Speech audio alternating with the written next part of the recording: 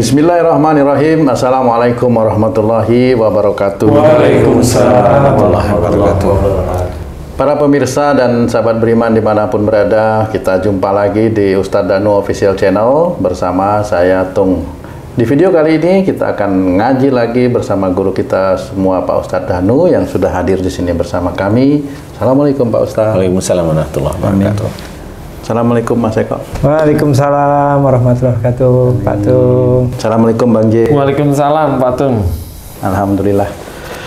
Sahabat beriman, kita kali ini akan ngaji lagi. Mudah-mudahan nanti apa yang kami sampaikan, sajikan melalui video ini bisa bermanfaat untuk meningkatkan keimanan dan ketakwaan kita kepada Allah Subhanahu wa Ta'ala. Begini Pak Ustadz, Mas Eko, Bang J. Jadi sering sekali kita mendengar, saya juga pernah mendengar, setiap orang yang mau melakukan usaha itu selalu mereka menggunakan penglaris seperti itu Pak Ustadz. Kadang-kadang kan jadi saingan ini. Sebelah ada yang rame, sebelahnya sepi. Sebenarnya menggunakan penglaris untuk mencari rezeki yang kemudian itu menjadi kehidupan atau penghidupan di dalam keluarga mereka, boleh tidak itu Pak Ustadz secara syariat atau secara akhlak Pak Ustadz? Bagaimana Pak Ustadz?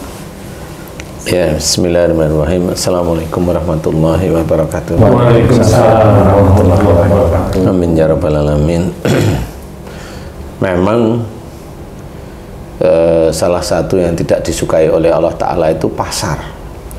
Pasar, kenapa Pak Ustadz ya? Karena banyak sekali tipu menipu di pasar itu, sangat banyak sekali. Nah, salah satu yang terjadi saat ini khususnya di negara kita, negara Asia Tenggara khususnya umumnya, itu adalah kalau buka usaha itu dia cari mana dukun yang hebat atau mana kiai yang bisa ngasih penglaris, itu banyak sekali yang begitu. Nah, sebenarnya apa sih yang dikatakan penglaris atau asihan?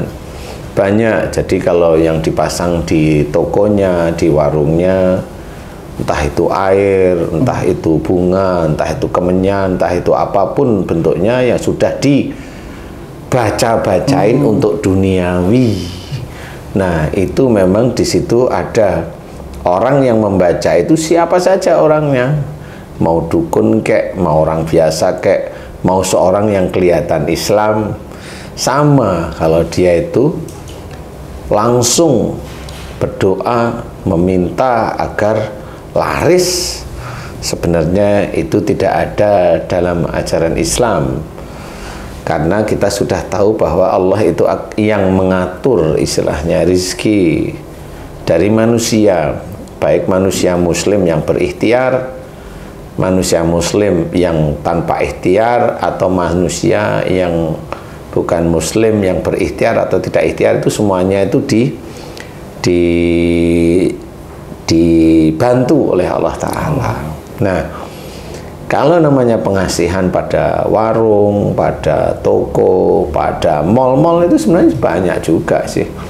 Itu adalah menggunakan atribut yang kita namakan, kita sering cerita itu adalah jin. Khusus jin itu. Dan jin itu banyak digunakan, macam-macam penggunaannya. Kalau jin pengasihan umpamanya, itu yang digunakan itu biasanya wanita-wanita cantik yang pakai kemben cantik, rapi, atau laki-laki yang ganteng pakai seperti pakaian kerajaan tapi kelihatan ganteng sekali gitu. Itu jinnya itu Pak Ustadz? Itu jinnya. Sebenarnya itu juga siluman aja sih. Atau anak kecil yang selalu nelongok begitu. Nah, itu anak kecil juga bisa jin pengasihan sebenarnya. Karena jin pengasihan itu bisa dilihat makanannya itu rasanya kalau dibilang enak ya enggak, kategori malah di bawah standar, tetapi kenapa yang datang itu kok berjibun ya? Nah, rame. ya biasanya sih insya Allah itu ada makhluk yang ngajakin mereka ke situ, entah lewat bau dari makanan, entah lewat di depan situ, entah macam-macam seperti itu. Nah, disitulah nanti tugasnya jin itu beda-beda. Kalau yang wanita yang pakai kemben itu, yang kelihatan cantik, pokoknya zaman kayak gitulah, Nyai Rocky itulah apa-apa ya kayak begitu ya, saya nggak tahu juga. Itu yang narik laki-laki. Oh, tugasnya spesialisnya narik laki-laki. Narik laki-laki, ya. Terus kalau yang laki-laki spesialisnya narik yang perempuan. Tidak mengenal batasan umur itu Pak Ustadz ya? Enggak mengenal batasan umur. Nah, yang jin anak-anak itu yang narik ibu-ibu. Ibu-ibu, wanita, laki-laki.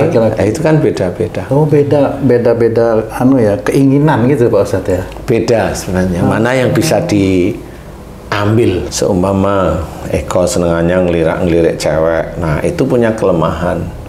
Nah, kalau Eko lewat di warung, restoran, toko yang ada peletnya, biasanya kena. Oh, langsung mampir ke warung gitu Pak Ustadz? Ya, kena aja. Pertama kali langsung kena di warung itu.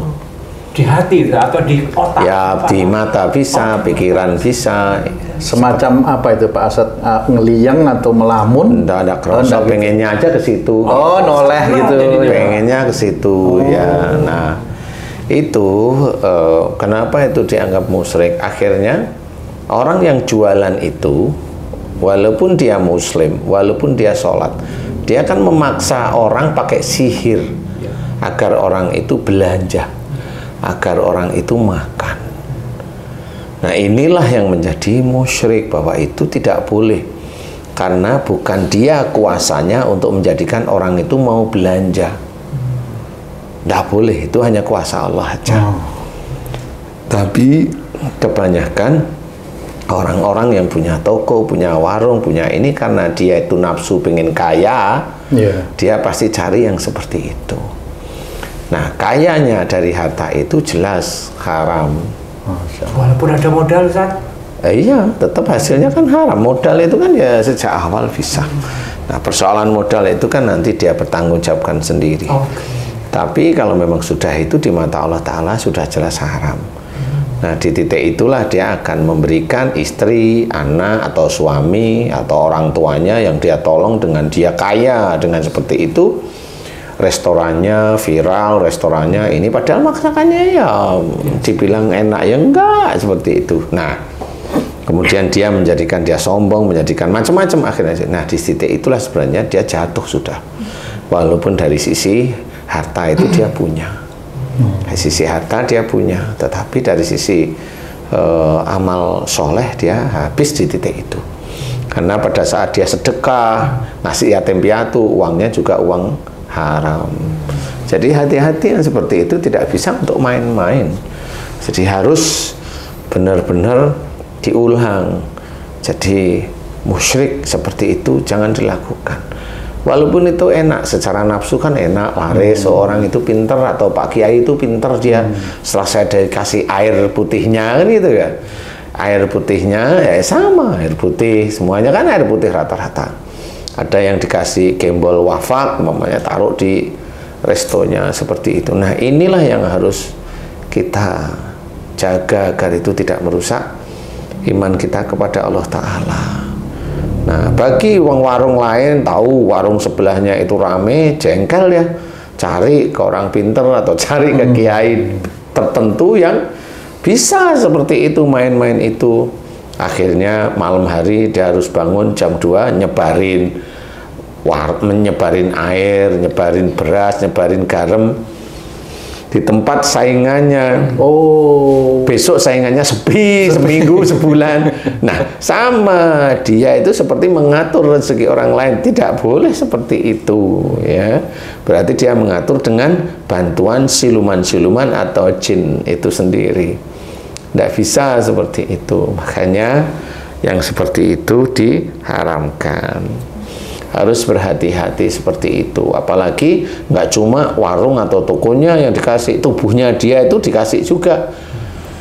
Tubuh itu yang bagaimana itu Pak? Ya tubuh agar orang itu lihat dia seneng, tertarik seperti itu. Jadi pengasihan seperti itu sehingga ada yang datang atau bagaimana. Dan itu banyak dipakai, nggak cuma di dagangan. Kalau dia apa itu namanya tuh? LC namanya ya? Iya Pak Ustaz. LC itu apa sih ya? Yang di tempat itu di apa namanya itu? Ya itu ya. Gitu. Oh itu juga menggunakan ya Pak? Ya rata-rata biar pelanggannya itu seneng sama dia kan gitu ya sama aja. Ustadz, saya tertarik dengan perang dagang yang tadi Ustadz bilang tuh. Kalau yang satu jualannya sepi, yang satu ramai, yang sepi ini mencari tandingan supaya gimana caranya yang ramai ini bisa sepi dan dia bisa ramai ini kan. Nah, antara dua orang atau lebih ini saling bersaing. Tadi kan Ustadz bilang kalau ini ada yang laki-laki ganteng, cewek cantik atau anak-anak ini. Apakah si pedagangnya itu memesan senjata 3 itu atau dari dukunnya ini yang secara otomatis nih saya kasih ini gitu, atau gimana tuh Ustaz? Saya nggak tahu karena saya tidak penyintas itu ya. Tapi barangkali itu kan tergantung mantranya, mantra si dukun atau mantra kiai dalam tanda kutip sebenarnya ya. Mantranya apa sehingga jadi laris. Tapi larisnya nggak cuma di salesnya aja. Itu kan dia yang bergerak di depan tuh. Ada yang cantik, ada yang ganteng, ada anak-anak. Ini kan bergerak di depan nih. Gitu. Ada juga yang bergerak di dapur. Nah, yang di dapur itu bisa aja seperti kayak zombie kalau zaman sekarang itu zombie. Juru masaknya nih. Bukan juru masak. Di daerah dapur itu nanti ada yang khusus untuk jadiin makanan itu seperti enak sekali. Sampai ke ubun-ubun rasanya gitu. Itu pesanan paket dari si penjual tuh terhadap dukunnya. Bisa aja ya karena dia sudah menemukan dukun atau orang pinter yang hebat menurut dia karena laris terus setiap harinya kan. Paket lengkap itu. Ya, itu paket lengkap kali ya. Jadi yang ini untuk yang ke depan dia narik orang itu masuk, yang di ini untuk makanannya. Nanti ada paket terakhir yang ini untuk mengunci agar tidak ada santet yang masuk, mamanya begitu-begitu. Jadi paket lengkap lah. Nah, kalau untuk yang makanan itu banyak ragamnya. Ya salah satunya kayak zombie. Kemudian ada apa namanya ya? Ada seperti ya, kayak begitu ya. Jadi kayak zombie itu dia ini masakan nih sudah disiapin untuk di situ. Dia itu begini aja.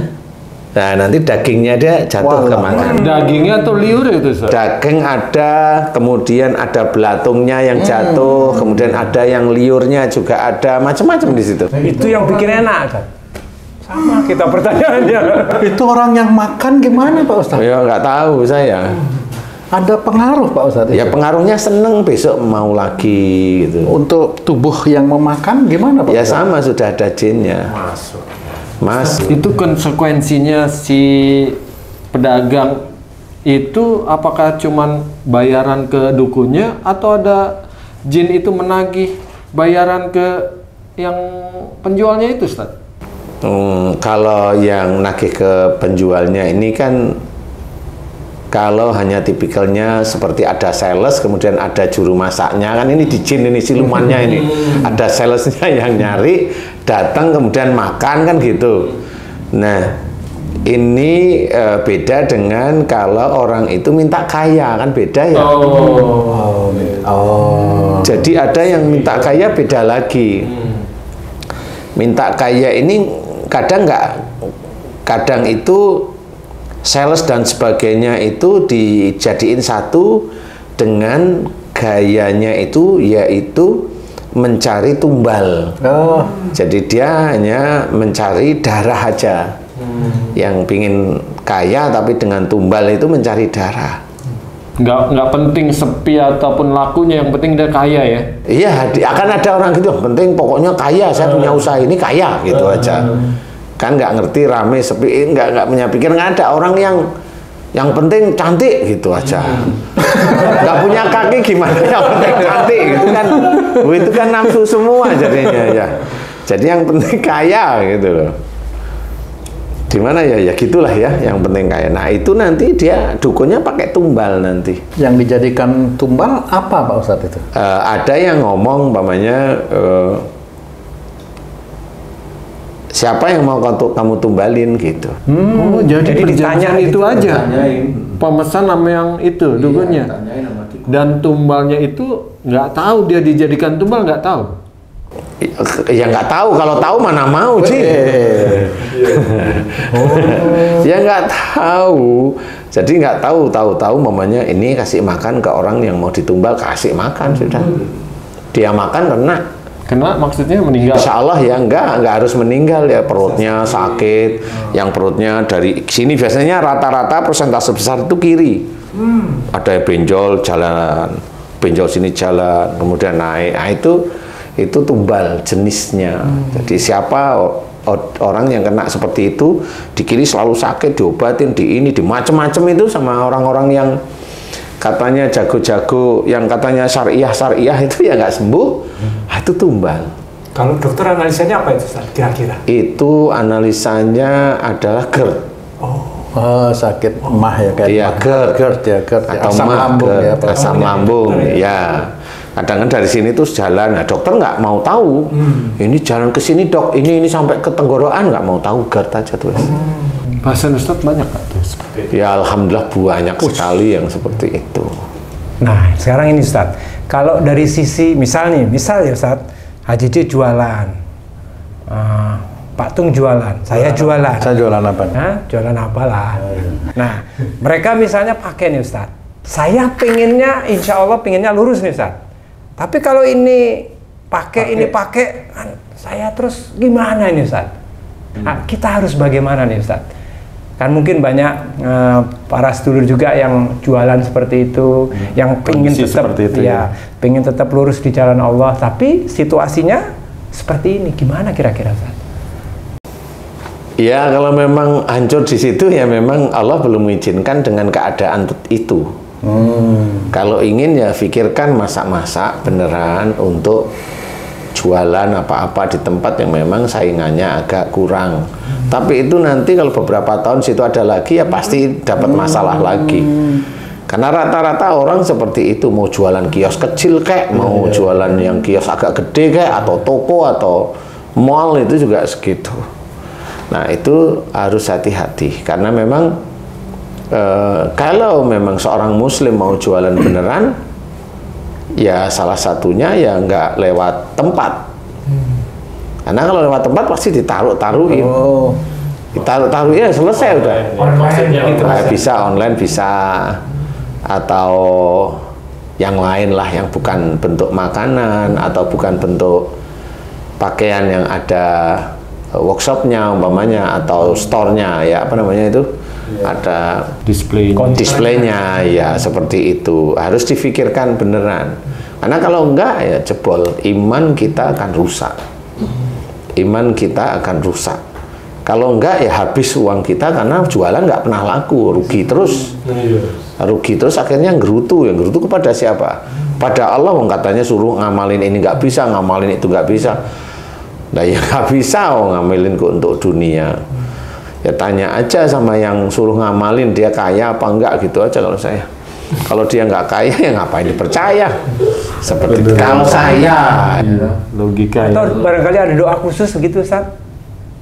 Kalau saya main logika ya, karena doa khusus itu pasti akan berantem dengan seperti itu.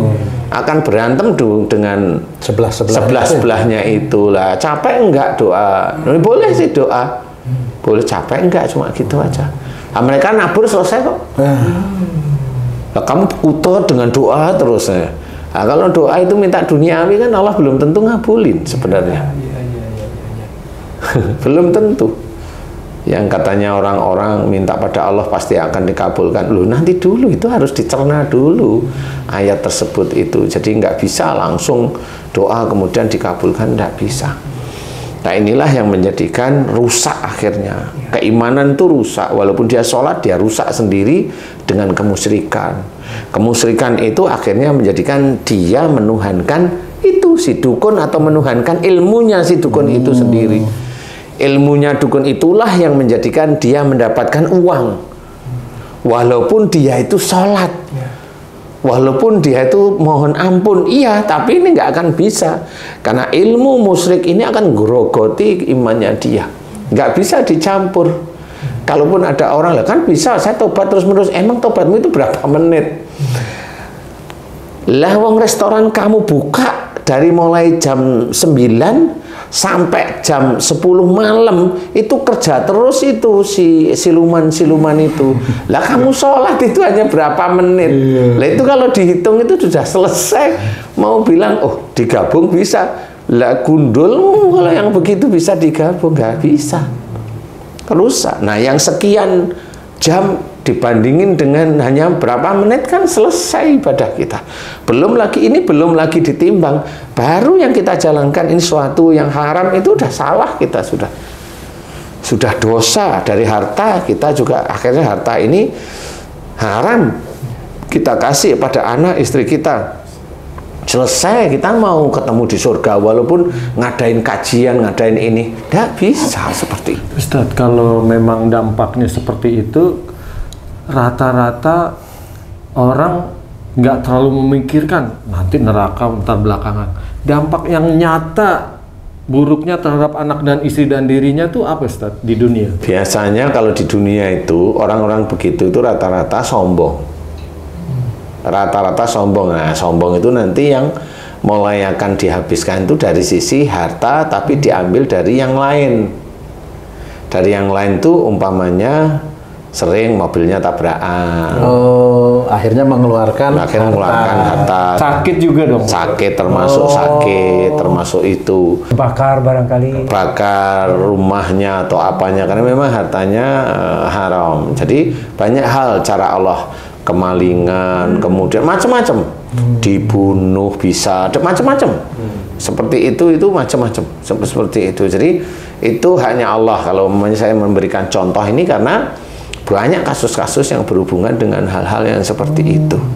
Kalau memang dia kerjaannya itu, kemudian sama anaknya dikasih kerjaannya yaitu, kemudian dukunnya ya sama, ya dia akan melenggang dengan banyak harta. Tetapi di mata Allah Ta'ala, Allah tidak butuh mereka. Jadi kalau kita sebagai seorang muslim, jujur, Allah nggak butuh kamu sebenarnya. Nggak butuh ibadahmu, karena yang kamu kerjakan itu dolim terhadap diri kamu sendiri. Makanya seperti itu jangan dikerjakan. Jangan, benar-benar jangan dikerjakan. Kerjakan yang normal-normal saja. Kalaupun kayak kamu tadi antara Haji sama Tung, kamu kerja berdua itu main-main. Nah, ini tahu ya, ini nggak dipapain, langsung aja dipasangin. Nah, ini kayaknya yang berantem dua orang, saya ikut sepi ya lah ya. Ya. Tapi kalau memang itulah hanya memang betul-betul lurus dan dia rezekinya memang ada di titik dagang itu mau dikasih jin kayak apa nggak bisa. Itu rahasianya apa itu, Pak Ustadz? Rahasianya Allah aja kalau saya nggak tahu, tapi secara harfiah yang begitu jarang. Yang seperti itu jarang. Kemudian dia tanpa apa-apa kaya dari situ itu jarang sekali. 1.001, 1.000.001, jarang lah, sangat jarang ya, sangat jarang. Karena kalau sudah begitu selesai. Karena orang itu tetap dia punya kesalahan. Nah, kesalahan inilah yang akhirnya menjadi sihir itu mengenai dia sendiri. Jadi sangat jarang sekali yang memang betul-betul terjaga. Kalaupun bisa aja kamu memang rezekinya mengalir, tapi umpamanya kamu hanya jualan roti keliling, ya rezekimu di situ kan, nggak ada lawan toh. Keliling ke sana kemari pulang ya kan begitu-begitu aja. Tapi kalau kamu punya tempat, punya modal begini, sudah selesai. Pak Ustadz, tadi Pak Ustadz menyatakan kita berdoa tidak boleh minta harta itu. Bagaimana doa yang baik agar dimudahkan juga kita memperoleh rezeki gitu Pak Ustaz. Sebenarnya doa yang baik itu harus diawali dari perilaku yang baik. Perilaku iman itu harus lurus. Jadi jangan sampai iman itu rusak. Kalau istilahnya Allah itu menyuruh innahum kanu qabla dzalika muhsinin, sesungguhnya mereka di dunia selalu berbuat kebaikan. Ikutin. Tubuh kita itu bisa menjadi alat menjadikan kita berbuat baik. Bagaimana? Kita melihat sesuatu nggak cocok, nggak usah marah. Kita mendengar sesuatu nggak cocok, nggak enak, nggak usah marah. Itu berbuat baik pada telinga dan mata kita. Kita melihat sesuatu, memikirkan, bisa kita pikirin itu jelek, bisa yang kita pikirin baik. Umpamanya kita melihat wanita cantik begini-begini, begitu-begitu, mikir kalau kelamaan lama-lama duduk dekat-dekat, tanya ada nomor WA-nya enggak, kan gitu. Tapi kalau lihat gini, kemudian ingat, istriku baik loh, dia di rumah, pergi aja. Kan bisa otak dipergunakan untuk seperti itu. Nah itu otak kita pergunakan untuk berbuat baik. Kenapa kamu berbuat baik? Saya takut sama Allah Ta'ala. Nah di titik itulah dia dinilai oleh malaikat itu baik. Kemudian mulut dia ngomong tuh ya nyantai, tenang, dan istiqomah. Kalimatnya itu selalu baik. Istiqomah, dia belajar istiqomah. Umpamanya di debat ya dia tenang aja dengerin debatnya. Kalau dia itu berpikir ini saya kasih pengetahuan yang benar, kayaknya di debat. Coba kasih benar di debat, kasih lagi benar, diem aja, nggak usah di komen. Dikira kita bodoh, biarin aja, nggak apa-apa. Yang menilai kita itu bodoh, pinter itu bukan manusia. Manusia itu matanya itu rusak biasanya. Iya, apalagi kalau grupnya bilang jangan deketin, nah dia ikut. Padahal yang grupnya bilang jangan deketin itu malah dia orang baik malahan. Nah, di situ sama. Kemudian apa? Cara intonasi pita suara, otot-otot daerah pita suara. Intonasi naik aja. Kan begitu. Nah, itu juga tidak baik sebenarnya. Paru-paru. Dengan melihat sesuatu, kita harus tenang. Bukan melihat sesuatu sudah maunya marah kan gitu ya, nggak bisa seperti itu. Kemudian nggak cocok, tangan itu maunya gemeter pengen mukul, ya nggak usah seperti itu. Apa yang harus kita lakukan? Kalau memang itu tidak sesuai dengan syariat, kita pikirkan bisa nggak ini kita kasih tahu baik-baik. Nggak bisa ya sudah, lepaskan aja kepada Allah Ta'ala. Nah itu berbuat baik. Nah dari berbuat baik inilah iman menjadi kuat, amal soleh meningkat. Di luar itu sholat 5 waktu, di luar itu sholat sunnah kita, di luar ngaji kita yang lillahi ta'ala. Jangan baca Quran, jangan baca surat, jangan baca ayat untuk urusan duniawi, kecuali memang ayat tersebut adalah isinya doa. Boleh silahkan, kalau doa silahkan. Tapi kalau hanya pengetahuan tauhid, untuk apa? Itu kan tauhid biar kaya, loh itu kan pengetahuan untuk tauhid. Umpamanya baca surat Al-A'raf ayat 96, jika penduduk suatu negeri beriman dan bertakwa kepada Allah, maka akan diberikan rizki dari bumi dan langit. Itu kan pengetahuan tauhid. Tapi itu dibaca biar kaya, loh kan nggak ketemu. Walaupun itu ayat Quran, maaf nih Pak Ustadz. Kan bukan doa itu.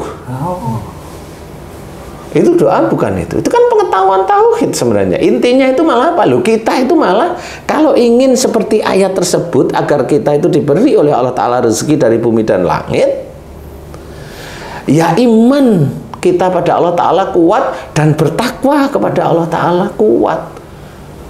Bukan itu dibaca akhirnya menjadi amalan. Loh, itu nggak ada korelasinya apa-apa. Nah, seperti itu harus difahami. Itu pengetahuan tauhid, kecuali doa apa?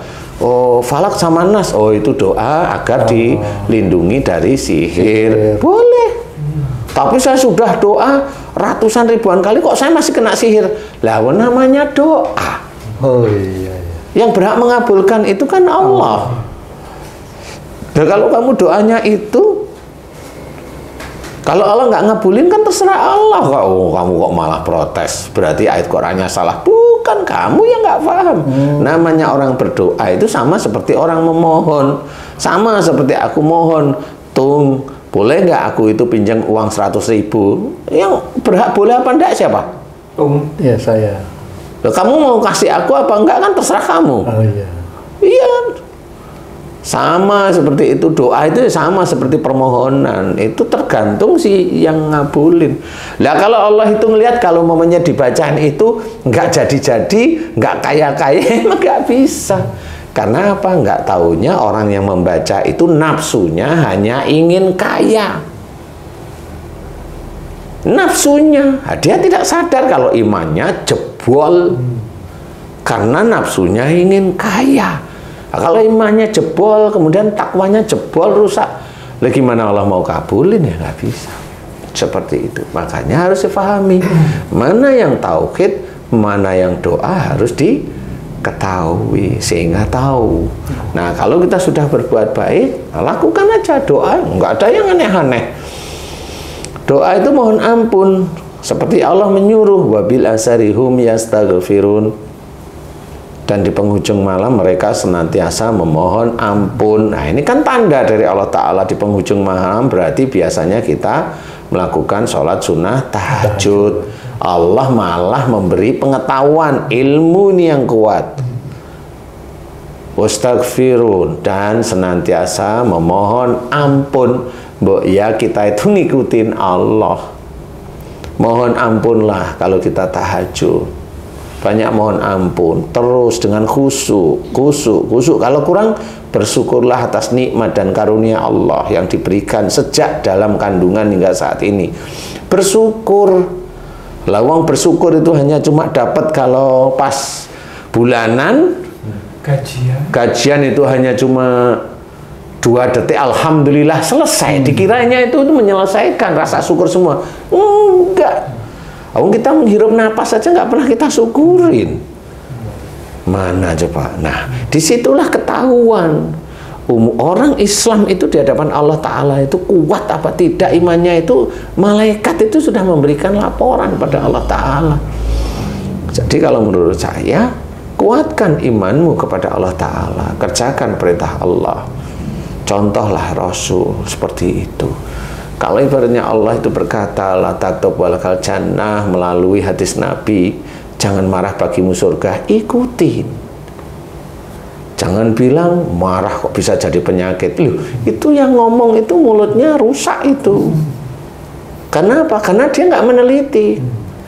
Kalau dia itu ngomong marah kok bisa menjadikan penyakit, lawan orang ini atau lawan pendakwah ini urusannya itu langsung dengan Allah. Ya. Kalau dia pendakwah urusan langsung sama Allah Ta'ala, nggak main-main. Apa nanti lihat aja permainan Allah. Dia mau ngelawan Allah walaupun kelihatan sholat ya. Saya berikan hadis melalui Rasulullah Muhammad SAW. Kamu nggak percaya, selesai dia, dikasih dia nyaman-nyaman di dunia. Nyaman di dunia itu mamanya kalau dilahlah, kalau mamanya orang itu LGBT ya aman-aman aja gitu kan, nyaman di dunia, tidak ketahuan dan itu masih nyaman. Seperti itu, makanya hati-hati di titik-titik seperti itu, hati-hati, jangan merasa kalau hadis langsung kita selesaikan dengan merasa benar. Oh, nggak boleh, kita harus tahu beneran. Dan cara berbuat baik harus, sehingga itulah iman kita kuat, kemudian ketakwaan pada Allah Ta'ala itu senantiasa meningkat, amal-amal soleh kita itu dicatat dengan rapi oleh malaikat, sehingga di titik itu suatu ketika, ya Allah mudahkan aku mendapatkan rezeki yang halal dan thayyib, mudahkan segala urusan duniaku dan akhiratku, dan itu harus nyambung. Urusan duniaku mudahkan ya Allah, agar aku bisa mengerjakan akhiratku dengan baik, lebih meningkat. Amin. Itu boleh. Gak usah minta apa-apa, karena Allah itu sudah mengatur mana orang yang beriman, mana orang yang berikhtiar. Tahu imannya orang itu seberapa, Allah tahu. Sehingga bisa nggak orang ini dikasih amanah rezeki besar, Allah itu sudah tahu. Kalau rezekinya segitu-gitu, ya imanmu itu sebenarnya kurang lebih sebegitu-begitu aja. Apakah rezeki besar itu menandakan imannya besar? Belum tentu juga. Karena rezeki besar itu bisa aja istijrot. Jadi kita harus benar-benar pahami bahwa jangan lakukan sesuatu yang musyrik, berhubungan dengan mantra-mantra. Air putih itu sudah sangat berhubungan. Kalau berdoa pada Allah Ta'ala itu hanya begini, dan minta jangan minta dunia. Karena itu sudah diceritakan dalam Quran, dalam surat Al-Isra ayat 18. Seorang yang nanti dia itu minta dunia, nanti di akhiratnya dimasukkan ke neraka. Boleh pilihan, silahkan. Baca sendiri Qurannya. Saya tahu kalau teman-teman beriman itu sudah rajin dia membaca Quran. Baca surat Al-Isra ayat 18, nanti ngerti.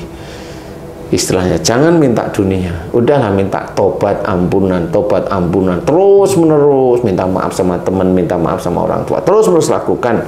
Lillahi ta'ala.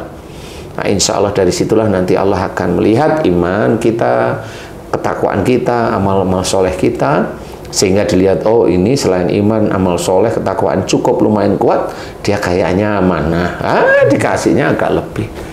Insya Allah yang seperti itu bisa menjadi berkah rezekinya. Amin. Amin. Nah, makanya yang main-main dagang-dagang, teman-teman dagang yang begitu janganlah. Udahlah, takut dengan neraka, udah kalau saya gitu aja. Ustaz, kalau orang kaya raya hasil dari seperti itu, kemudian dia hijrah, apakah hasil uang itu harus sedekahkan atau gimana Ustaz? Dan apa dia harus baca taubatnya seperti apa itu Ustaz? Ya dibuang aja seperti itu.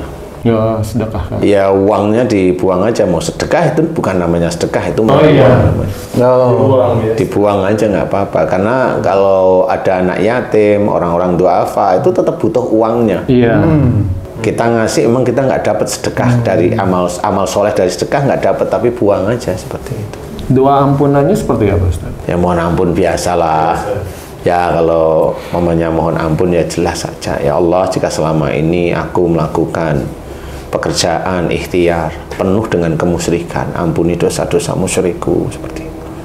Ampuni dosa-dosa musyrikku, ya seperti itu. Terus nah, uangnya mulai dibuang-buang-buang, nah, mulai disisihkan beneran. Nggak bisa itu dikarenakan ini sedekah, tidak akan ditulis oleh malaikat, didiemin aja. Seperti itu. Untuk haji ya sama aja, nggak dinilai oleh Allah Ta'ala. Untuk umroh nggak dinilai. Nggak dinilai sama Allah Ta'ala uang-uang yang seperti itu. Makanya harus dipahami bahwa belajar untuk menjadi seorang muslim yang taat itu sulit. Karena tidak hanya cuma sholat, tidak hanya baca Quran aja. Aplikasi seharian, bagaimana cara mencari rezeki itu harus benar-benar belajar taat. Nah, mudah-mudahan kita termasuk yang dilindungi oleh Allah Ta'ala dari syirik dan musyrik. Amin. Amin. Wallahu a'lam. Alhamdulillah. Cukup ya Zia. Masya Allah.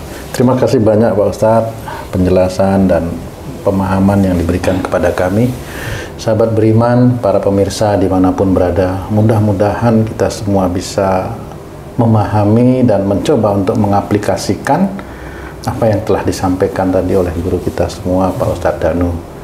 Sampai jumpa di video kami yang lain. Wassalamualaikum warahmatullahi wabarakatuh. Waalaikumsalam warahmatullahi wabarakatuh. Alhamdulillah.